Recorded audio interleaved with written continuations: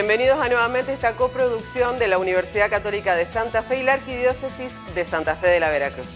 Y esta semana seguimos recorriendo la sede de Rosario. En esta oportunidad estuvimos conversando con Bruno Casielo.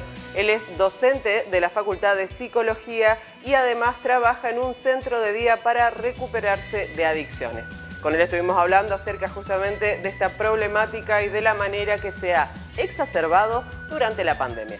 Por otro lado, estuvimos conversando a raíz de los 700 años de la muerte de Dante Alighieri con el profesor Ricardo Barberis. Él nos estuvo comentando acerca de su obra más conocida, La Divina Comedia. Presentados los temas, vamos a las notas.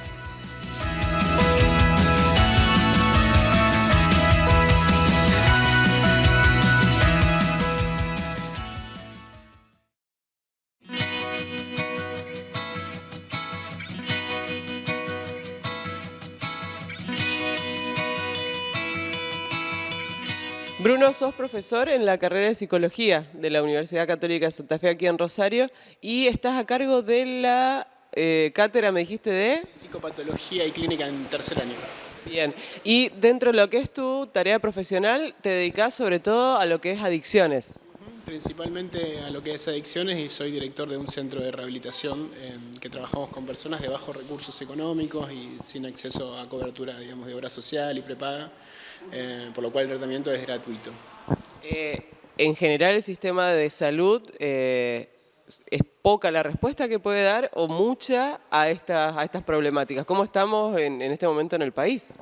No, en líneas generales se está haciendo un gran aporte respecto al acceso de las personas, incluso sin obra social, digamos, hay una fuerte inversión al respecto y se puede acceder independientemente de que uno no tenga cobertura de obra social, se puede acceder a tratamientos terapéuticos tanto ambulatorios como de internación.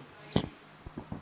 Yendo al principio, ¿qué es una adicción? ¿Cuándo podemos decir que algún tipo de consumo que tenemos se convierte ya en adictivo? Bien, bueno, acá hay algo bastante interesante respecto a la pregunta que tiene que ver con la etimología de la palabra adicción, que por ahí se confunde y habitualmente se considera que el adicto es aquel que no habla, ¿sí? Que igual es una buena forma de entenderlo, pero etimológicamente es incorrecto porque es un prefijo a del griego y dictio del latín. En realidad, etimológicamente significa esclavo, ¿sí? Adictus viene del latín, que es esclavo, y es aquel que ha perdido naturalmente su libertad de elección. Y respecto a la pregunta, en realidad nosotros sabemos que esto se convierte en un consumo problemático cuando ya hay una dependencia. Vale decir, si la persona no tiene acceso a la sustancia, genera, digamos, un síndrome de abstinencia y una dependencia fisiológica y también psicológica, que hace que la persona no pueda pensar en otra cosa o no pueda gratificarse de otra cosa que no tenga que ver con el consumo de la sustancia. Por eso la acepción de la esclavitud me parece la más acertada, digamos. No hay libertad de elección. No hay libertad de elección. Y justamente,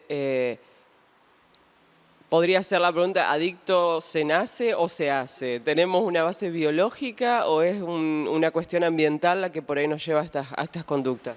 Bueno, es una pregunta interesante. En realidad sabemos que un poco y un poco, digamos. Nosotros nacemos con una predisposición biológica a padecer determinados trastornos mentales, pero después el contexto favorece o no favorece. En este contexto tan desfavorable por ahí de la sociedad, digamos, con estos niveles de pobreza y con la facilidad de acceso al consumo de estupefacientes, la combinación de aquellos que tienen probabilidad y la facilidad para acceder explican un poco la gran incidencia respecto a estos consumos y a estas problemáticas, ¿no? Que es una de las principales problemáticas de salud pública del país. Y en este sentido, al ser una de las principales problemáticas, ¿podemos decir que está dividido culturalmente, etariamente, socialmente? ¿Hay diferencia? La verdad que en realidad es una enfermedad que no discrimina, ¿no? Respecto a situaciones sociales, a edades tampoco. Sí, lo que hemos notado es que se han modificado por ahí las sustancias, quizás generaciones anteriores tenían más problemas con el consumo del alcohol y ahora se ha pasado a otro tipo de consumos que bueno, han complejizado un poco la cuestión por la naturaleza adictiva de estas sustancias, principalmente por ahí la cocaína y que, bueno, hoy principalmente el problema radica en este estupefaciente en particular. Pero si tendríamos que hablar, no, en realidad sabemos que no, es una enfermedad que no discrimina, a diferencia de otras que sí, acá lo vemos en todas las franjas etarias, en todos los estratos sociales. ¿Sí? Leía por ahí que era un problema con los adultos que pensaban que podían tener mayor control, entonces que ingresaban al consumo de estupefacientes pensando, bueno, yo ya soy grande, no me va a pasar nada, no soy un adolescente. Lo puedo manejar, sí, una de las grandes falacias y uno de los grandes, digamos, problemas a la hora de introducirse en los consumos. Por esto que te explicaba antes, en realidad no sabemos cuál es nuestra predisposición biológica. Hay quienes que pueden hacer un uso recreativo, son los menos, pero a priori no lo sabemos, entonces la recomendación como agente de salud es no intentarlo, ¿no? No intentarlo, generalmente porque no sabemos realmente si vamos a quedar o no pegados, entonces siempre la recomendación de todos los agentes de salud debería ser esta, como no sabemos cuál es nuestra predisposición biológica a padecer o no un trastorno psicopatológico, es mejor no exponerse a semejante riesgo. En el caso de un adicto, ¿en qué momento piden ayuda? ¿Son capaces de pedir ayuda? ¿Son el entorno el que tiene que de alguna manera dar una mano en esto? Muchas veces recibimos demanda de parte de la familia, pero sabemos, y esto es lo que complejiza bastante el cuadro, de que en realidad necesitamos la voluntad de la persona que padece el trastorno. Digamos. Si es solamente la familia y la preocupación de la familia, pero la persona todavía no tiene conciencia o no ha problematizado su consumo, va a ser una intervención que generalmente no genera buenos resultados, ¿sí? Y lamentablemente muchas veces la persona consulta cuando siente que ha tocado fondo, que ya realmente ha perdido demasiado respecto a su vida y el deterioro. Ha quemado los puentes directamente. Exacto. Y vemos que es una enfermedad que afecta a todos los ejes biológicos, psicológicos y espirituales, incluso es un daño en todos los ejes de la complejidad humana, ¿no? Y esta pandemia que estuvimos atravesando y la cuarentena y todos estos vínculos que se fueron desintegrando seguramente tuvieron su paga en este sentido. Exacto, hemos visto un aumento, por lo menos en nuestra estadística local, un aumento en la incidencia, digamos, de personas que están buscando ayuda respecto a esta problemática. O sea que sí, la pandemia ha afectado principalmente, o en realidad ha agudizado todos los trastornos psicopatológicos en general, pero sí respecto a los consumos problemáticos se han agudizado y se han profundizado, sí. Más allá de lo que sería el consumo de sustancias legales o ilegales, ¿hay otro tipo de adicciones de las que también podemos ser esclavos justamente?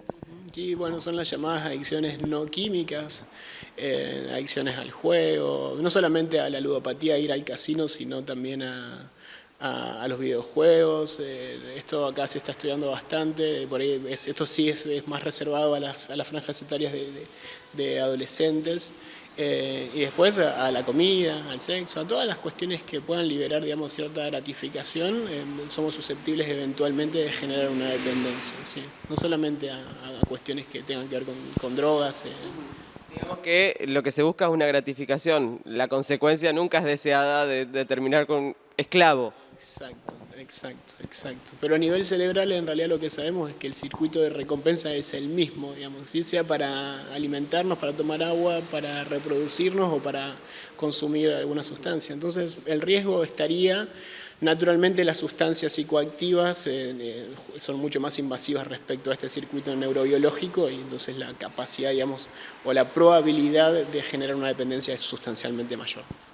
Y nos pasa por ahí, yo soy fumadora y en el momento en que querés dejar de fumar, reemplazalo por un caramelito. ¿Estamos reemplazando una gratificación por otra con ese tipo de conducta? En realidad sí, no sería la mejor intervención reemplazar una cosa por la otra, pero bueno, vos que sos fumadora entendés lo que es la abstinencia en caso de no tener el cigarrillo, ¿no? Y todo ese síndrome y ese malestar que viene como consecuencia de la abstinencia justamente, ¿no? Y eso, bueno, es una dependencia. El tabaco, digamos, en realidad nosotros en los centros de rehabilitación lo permitimos porque a diferencia de otras sustancias no tiene este componente psicoactivo de modificar el estado de conciencia, ¿sí? De igual forma lo estamos pensando, como también a incluirlo dentro de parte del abstencionismo, ¿no? De algo también. ¿Cuál es justamente el abordaje para poder ayudar en estas situaciones? Bueno, porque hay dos tipos. Desde el centro de rehabilitación de nosotros trabajamos es abstencionismo completo. Digamos, las personas que ingresan a tratamiento no pueden consumir o por lo menos, digamos, la intención o la abolición tiene que estar orientada a dejar de consumir. Digamos, ¿sí? Después se trabaja si hay o no hay recaídas, pero la indicación es el cese del consumo. ¿Sí? Hay otros modelos que se utilizan en otras partes del mundo y acá en Argentina se están discutiendo que tienen que ver con la reducción de daños, ¿vale? Es decir, personas que van a seguir consumiendo pero con cierta supervisión y entonces en todo caso una disminución del daño que se pueden hacer, entendiendo que hay personas que a lo mejor no pueden dejar de hacerlo, ¿no? Son como dos paradigmas respecto al abordaje de este tipo de problemática. Bien. Muchísimas gracias, Bruno. Bueno, no hay de qué.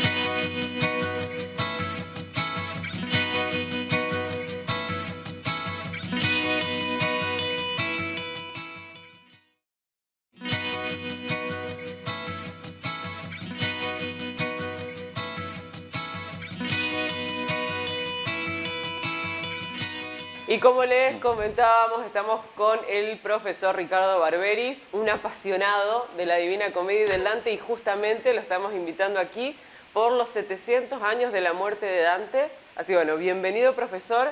Y 700 años han pasado y Dante más vigente que nunca. Más vigente que nunca. En primer lugar, muchas gracias por la invitación y por el introito.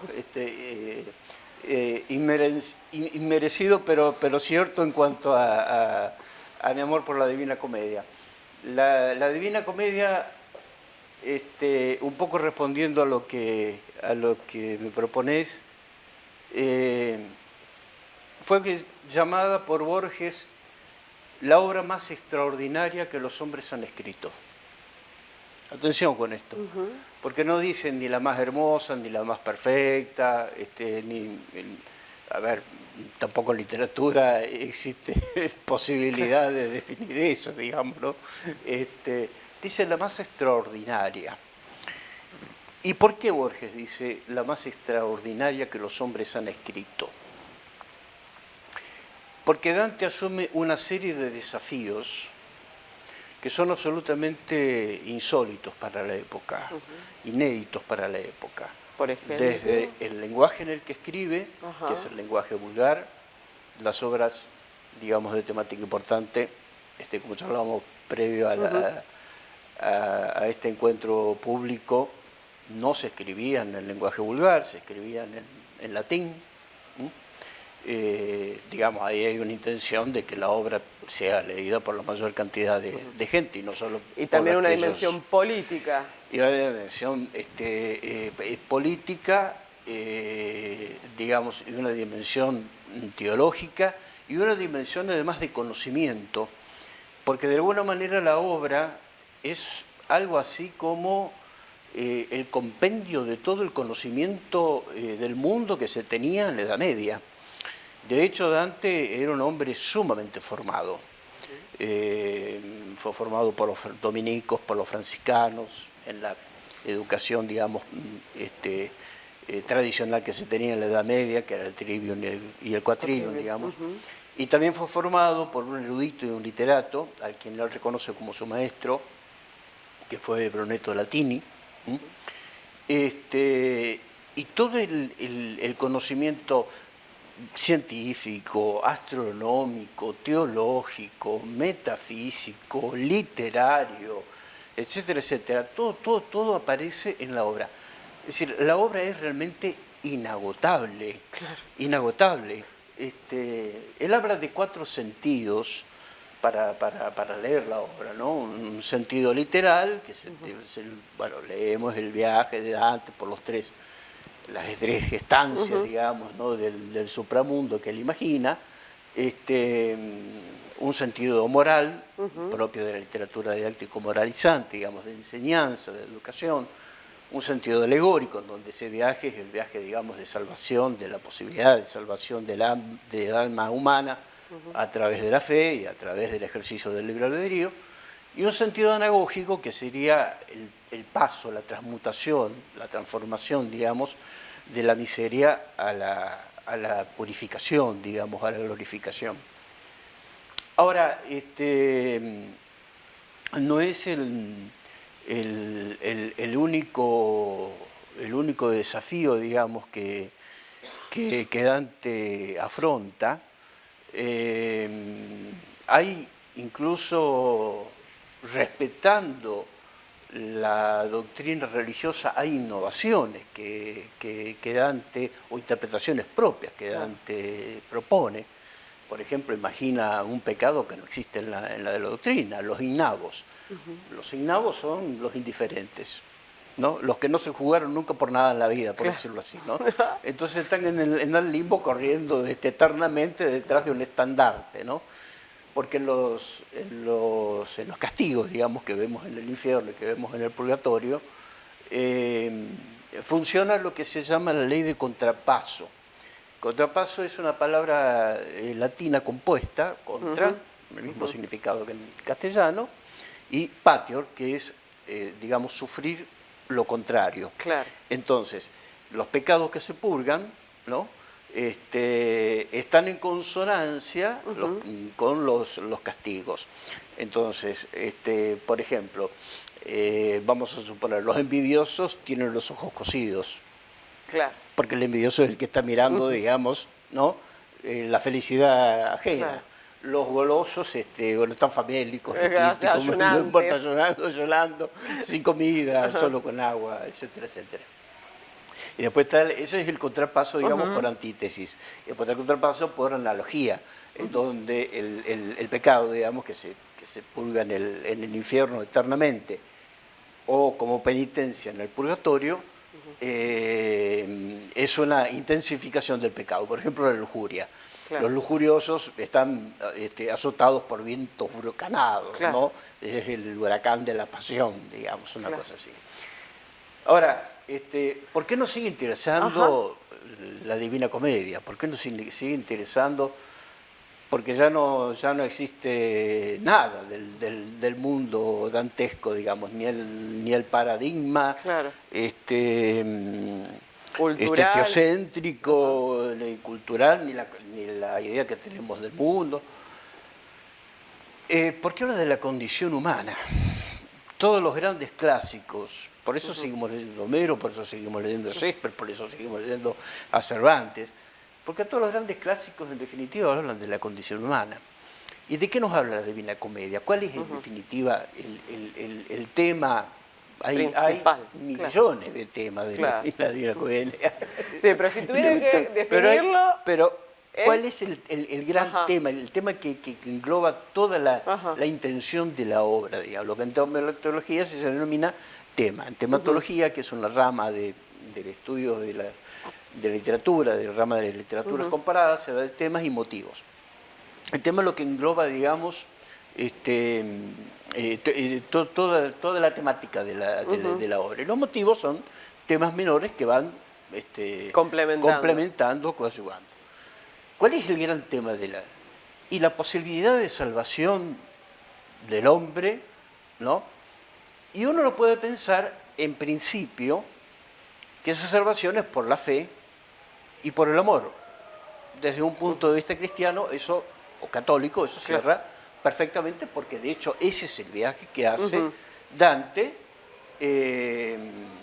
desde la selva oscura en la que está en el inicio, digamos, de la comedia, hasta el final, el paraíso, donde va a alcanzar, por intermedio, digamos, de sus guías, Virgilio, que lo va a acompañar por el infierno y por el purgatorio, Beatrice, que lo va a acompañar hasta el Empirio, y San Bernardo, que lo va a acompañar, va a interceder ante la Virgen María para que acceda a la visión de la divinidad, a la visión de la totalidad, de, como termina diciendo la obra, el final de la obra, diciendo del amor, el amor que mueve el sol y las estrellas.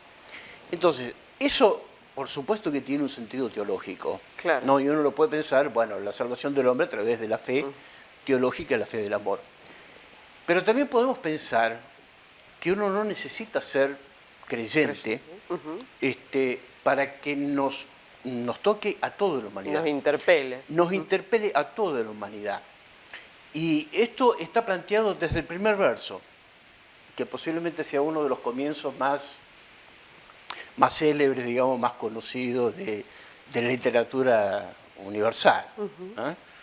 Nel mezzo del cammin della nostra vita mi ritrovai per una selva oscura, es decir, en el medio del camino de nuestra vida. Dice, no de mi vida, dice de nuestra vida. Y cuando dice nuestra vida, él va a utilizar la primera persona, esto es otra osadía de él, no se escribían textos literarios en primera persona, ¿no? No hay antecedentes, ya retomo esto porque esto es muy interesante. Pero este es uno de los momentos en que la primera persona no es primera persona del singular, es la primera persona del plural, o sea, nosotros, es la humanidad. No está hablando de nosotros los católicos, nosotros los creyentes, está hablando de la humanidad. Hay otro, bueno, esto aparece muchas veces, hay un contenido, digamos, que desde luego que es un contenido con fuerte raigambre teológica, cristiana. De hecho, Dante era católico, sin duda alguna, era creyente. Pero su obra trasciende este sentido. Pero su obra trasciende eso, nos interpela a todos, como bien decís vos. Más allá, de hecho, digamos, algunos de los más célebres estudiosos y comentaristas y conferencistas de la obra no han sido creyentes.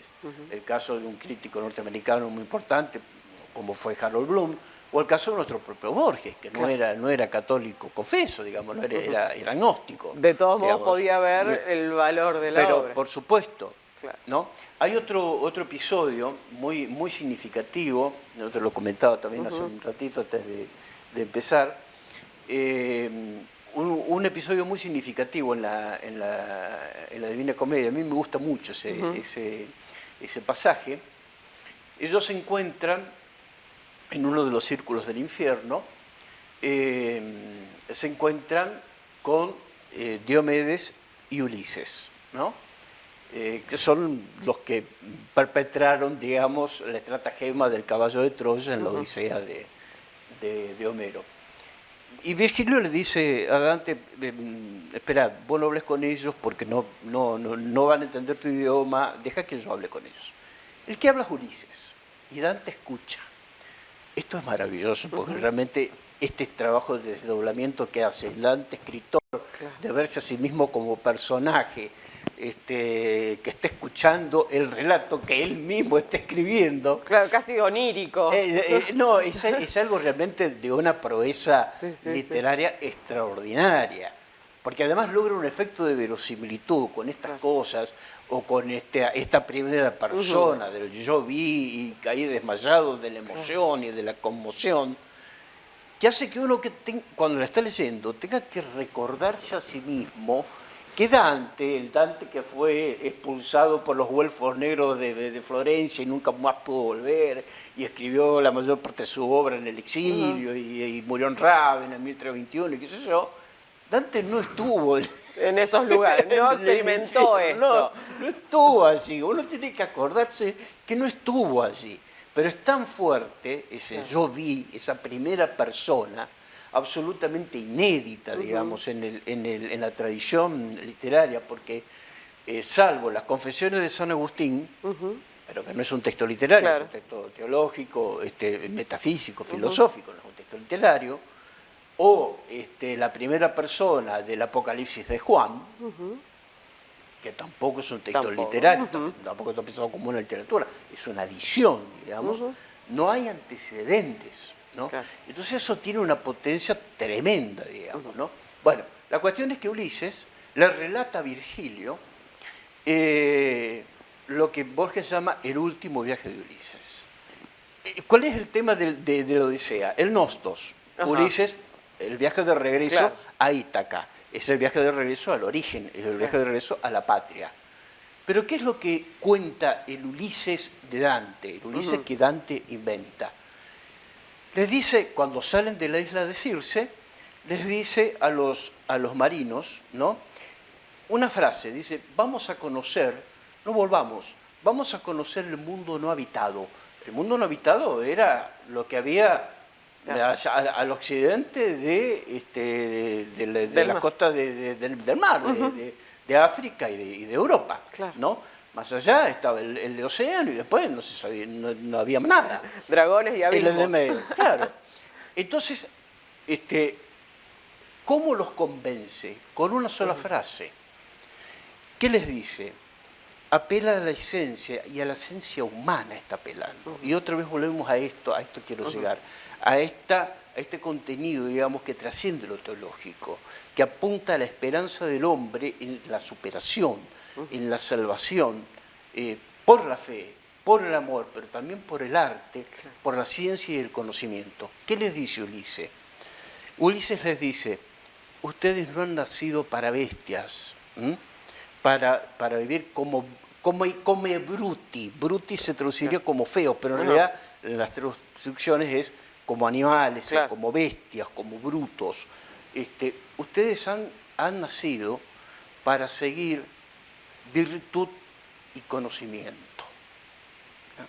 Entonces, es un viaje, ¿no?, de ampliar los horizontes, y es una invitación a ampliar los horizontes, ¿no? Y por lo tanto, toda la obra la podemos leer también desde esa óptica. Por eso nos sigue interpelando, porque los hombres no somos solamente organismos, digamos, que necesitamos nutrientes y alimentos y ropa. Somos más que animales, justamente. Somos algo más que animales, ¿no? También tenemos esta posibilidad que depende de nuestro libre albedrío. Entonces el libre albedrío lo podemos entender teológicamente, pero también lo podemos entender como la posibilidad que tiene el hombre de quedarse simplemente con lo elemental, digamos, y satisfacer las ideas básicas de la vida, o aspirar a otras cosas, aspirar a la elevación, al mejoramiento, al amor, al arte, al conocimiento. Siento que recién comenzamos a charlar, pero bueno, ya se nos fue el tiempo. Prometemos que antes de que se cumpla el año de esta divina comedia, de la muerte de Dante, de estos vamos 700 a volver, años. Los 700 años, vamos a volver a tenerlo con nosotros para que nos hable de un personaje que quedó en el tintero ahí, que es Beatriz, que queremos. Sí. Pero bueno, no vamos a decir más. Sin ella no tenemos obra, no tenemos divina comedia sin existe, Beatriz. Así que bueno. Profesor, muchísimas gracias, y bueno, y lo comprometemos para un nuevo encuentro. Pero muchas gracias, muy amable.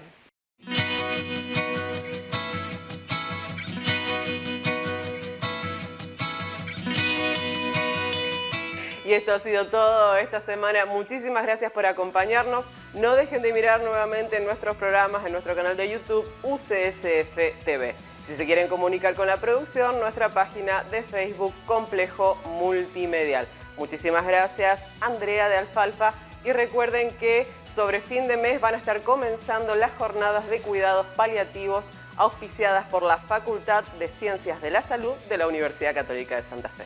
Muchas gracias. Buena semana.